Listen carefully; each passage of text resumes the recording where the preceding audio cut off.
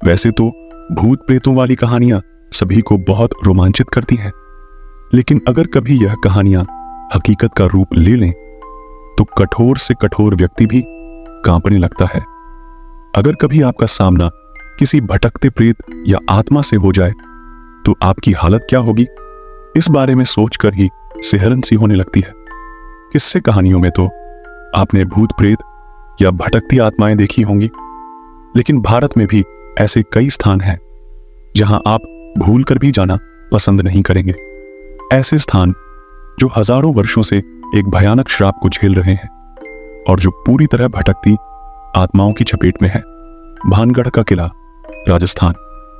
यूं तो भारत में ऐसे कई स्थान हैं जिन्हें आप हॉन्टेड या भूतहा कह सकते हैं, लेकिन उनमें से सबसे ज्यादा भयानक है भानगढ़ का किला।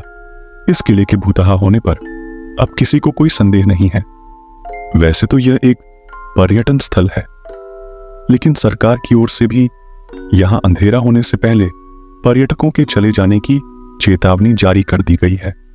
लोगों का मानना है कि बहुत समय पहले यहां रत्नावती नाम की बहुत सुंदर राजकुमारी रहती थी, जिस पर काला जादू करने वाले तांत्रिक की कुदृष्टि थी।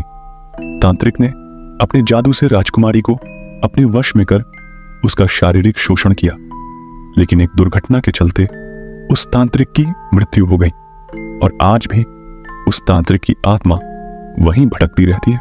तांत्रिक के श्राप के अनुसार वह स्थान कभी भी बस नहीं सकता।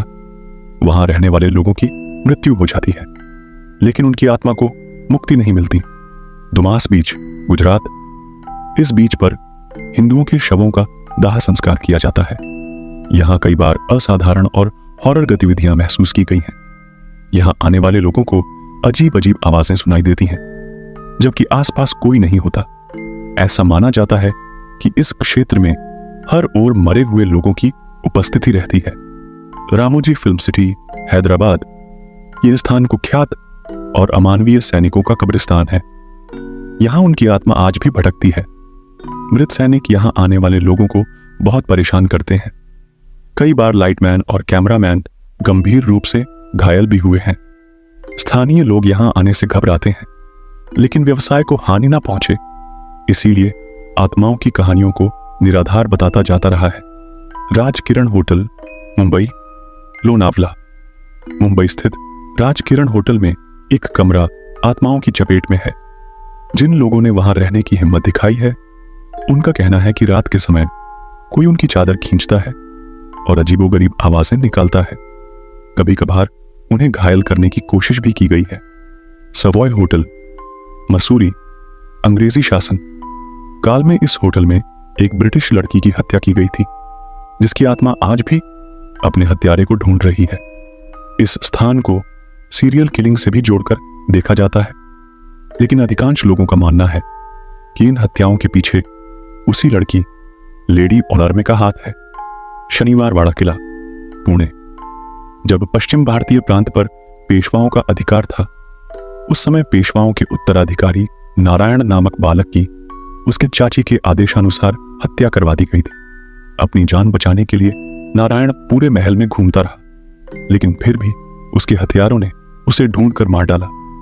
वह अपने चाचा को आवाज लगाता रहा, पर कोई उसकी मदद के लिए नहीं आया। स्थानीय लोगों ने आज भी कई बार उसकी कराहने की आवाजें सुनी हैं।